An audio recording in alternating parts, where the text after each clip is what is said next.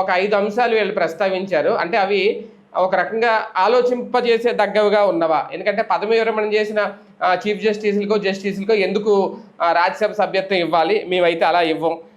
ఎవరైనా ఓటు హక్కు కోల్పోతే దానికి ఆ ఎలక్షన్ కమిషనర్ ఎవరైతే ఉంటారో వాళ్ళే బాధ్యతలు. వాళ్ళని అరెస్ట్ చేసి లోపలేస్తాం. అంటే ఈ 5 ఉన్నాయి ఇలాంటివి. ఇవి ఒక రకంగా మన పార్టీలు కూడా ఇప్పుడున్న అధికారుల పార్టీలు కూడా ఏమన్నా ఆలోచించాల్సిన అంశాలా? అది నైతికతకు సంబంధించిన విషయం. జడ్జి గారు ఫీల్ అవ్వాలి. ఇప్పుడు జస్టిస్ సూర్యకాంత్ చెప్పాడు నేను తీసుకోనని పదవి. ఇంతకుముందు ఆయన తీసుకున్నాడు. రాజ్యాంగంలో రాయలేదు కదా. ఇప్పుడు ఆ లెక్కనైతే ఒక కాంగ్రెస్ పార్టీ ఎంపీగా పనిచేసిన వాడిని సుప్రీంకోర్టు చీఫ్ జస్టిస్గా పెట్టారు తెలుసా?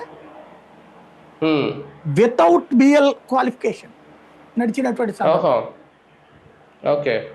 అంత దుర్మార్గం జరిగింది మన దేశంలో.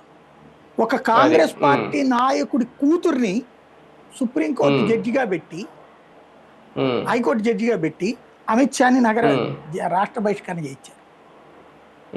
కాంగ్రెస్ నాయకురాలు కూతురు, నాయకుడు కూతురు. ఆమెకి డైరెక్ట్ గా ఇప్పుడు అసలు జుడిషియరీ కొలీజియం అసలు ఎక్కడ ఉంది? కొలీజియంలో ఏడం నైతికత అనేది?